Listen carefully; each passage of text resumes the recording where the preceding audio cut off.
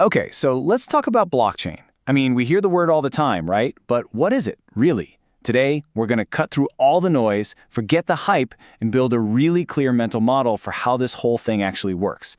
Let's get right into the architecture of trust.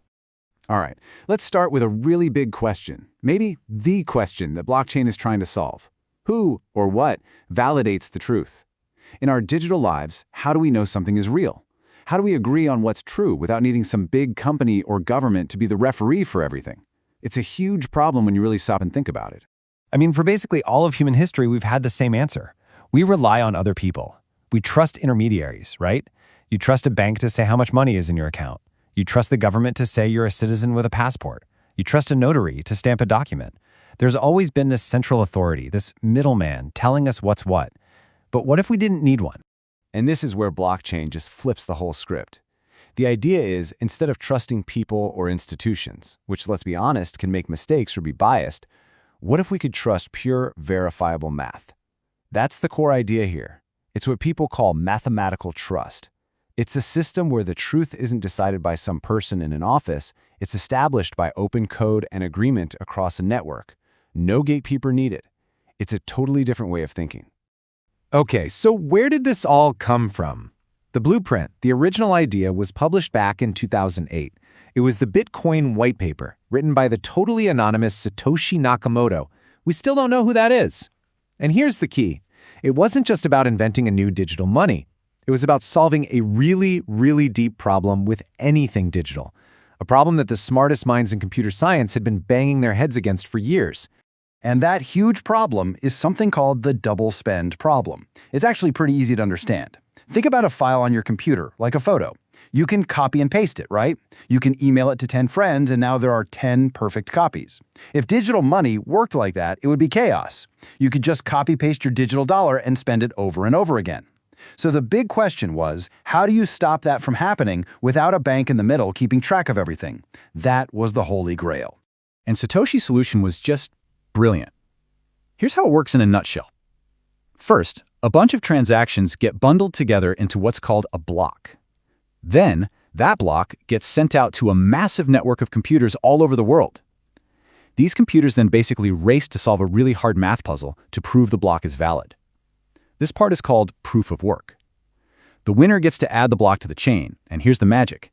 It's cryptographically linked to the block before it. You get this long, unbreakable chain of blocks, a blockchain.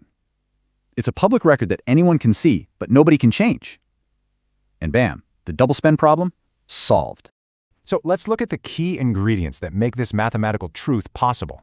You've got four main parts. First, there's heavy-duty cryptography, which basically guarantees that you and only you own your stuff. Second, it all runs on a peer-to-peer network, so there's no central server to hack or shut down. The information is everywhere. Third, you have the hash. Think of it like a unique digital fingerprint that links each block to the last one. If anyone tries to change something, even a tiny detail, that fingerprint breaks, and everyone knows. And finally, there's global consensus, which is just the way the network agrees on what the real chain is. All four pieces together. It's a really elegant design. And what's so wild is that the security of this whole thing isn't just about clever code. It's actually based on cold, hard economics. Remember that proof of work puzzle? Solving it takes a ton of real-world electricity and powerful computers. So if you wanted to go back and change the history on the chain, you'd have to redo all that work for all the blocks that came after. The cost would be absolutely insane. It would cost you way more to attack the network than you could ever hope to steal. It brilliantly makes being honest the most profitable thing you can do. But okay, Bitcoin's blueprint was really just the start. The next big aha moment came with Ethereum. The creators of Ethereum looked at this secure shared ledger and asked a really powerful question. Okay, this is great for tracking money, but what if we could run any kind of computer program on it? What if this thing could be more than just a ledger? What if it could be a computer?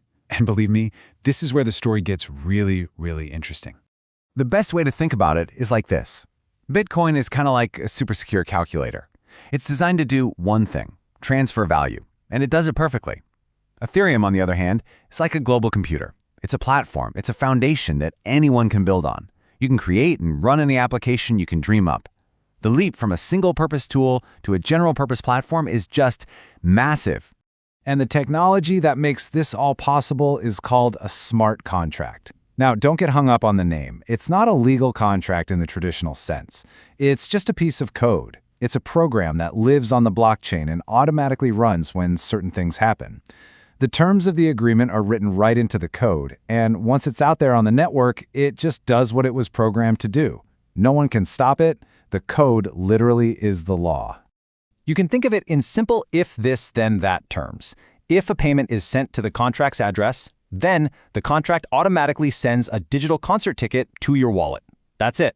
There's no person in the middle checking things, no waiting for approval. It's instant, automated, and unstoppable. It's like a digital vending machine. You put the money in, the product comes out, every time. And this seemingly simple idea just blows the doors open for innovation. Suddenly you can have things like DeFi, or decentralized finance. That's building a whole new financial system for lending, borrowing, and trading without any banks. You get DAOs, decentralized autonomous organizations.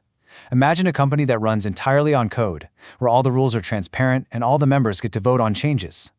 We're also seeing it pop up in digital identity, tracking products and supply chains. The creativity being unleashed is just incredible.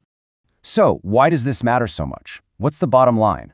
Well, by putting our agreements into code, we can get rid of so much of the messiness of human systems. You eliminate the possibility of human error, you cut out the potential for corruption, you get rid of all the bureaucratic red tape and delays. The agreement runs exactly how it was written every single time. It's just a fundamentally more efficient and reliable way for people to work together. Okay, so when you take a step back and look at the big picture, you start to realize this isn't just some new app or a cool new feature for the internet. This is a complete overhaul. It's a fundamental re-architecture of the internet itself. It's the beginning of a whole new chapter, what a lot of people are now calling Web 3. And this really shows the difference between the internet we have now, Web 2, and where we're headed with Web 3. Right now, think about it. Big platforms like Google and Facebook own our data. We log in with their accounts, they run on centralized servers they control. In the Web 3 world, it's the opposite. You own your data.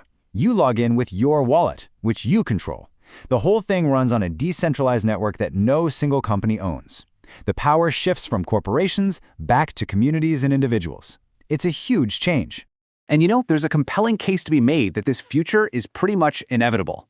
Why? 3 big reasons. First, data sovereignty. The idea that you should actually own and control your own digital life. It's a powerful idea.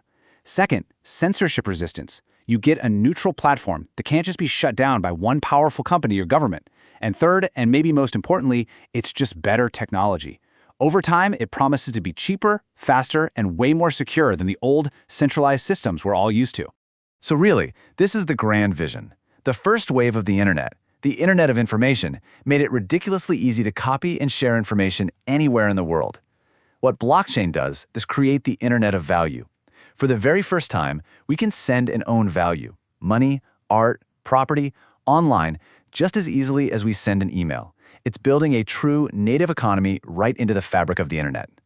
And all of this brings us to one final, really important question to leave you with. If we're moving into a world where math replaces trust and where code really does become law, then the most powerful people in this new world are the ones writing the code.